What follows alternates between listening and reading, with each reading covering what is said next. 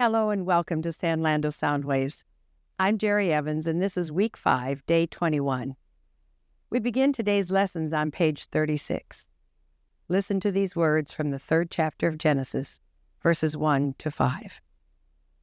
Now the serpent was more crafty than any of the wild animals the Lord had made. He said to the woman, "Did God really say you must not eat from any tree in the garden?" The woman said to the serpent, "We may eat fruit from the trees in the garden, but God did say, 'You must not eat fruit from the tree that is in the middle of the garden, and you must not touch it, or you will die.'" "You certainly will not die," the serpent said to the woman, "for God knows that when you eat from it, your eyes will be opened, and you will be like God, knowing good and evil." Will you reflect with me on these 7 questions regarding these verses?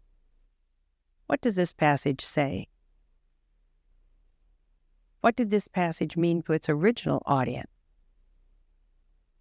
What does this passage tell us about God? What does this passage tell us about humanity? What does this passage demand of me? How does this passage change the way I relate to people? And what does this passage prompt me to pray to God? Now let's read this brief devotional regarding these verses.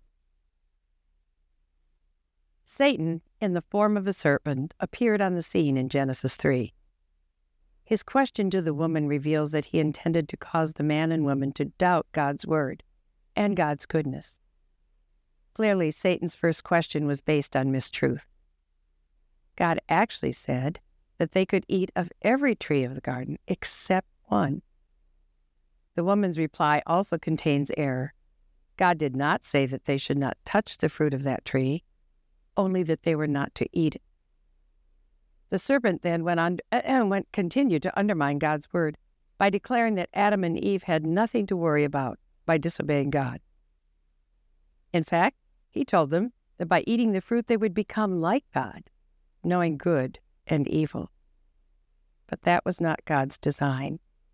He created image bearers to depend on him. He set the standard for what was good and evil, expecting them to live by faith, to listen to his word, trust him, and obey. Sadly, they didn't, and neither do we. Thank you for joining us today, and please turn in tomorrow as we continue our study of Genesis.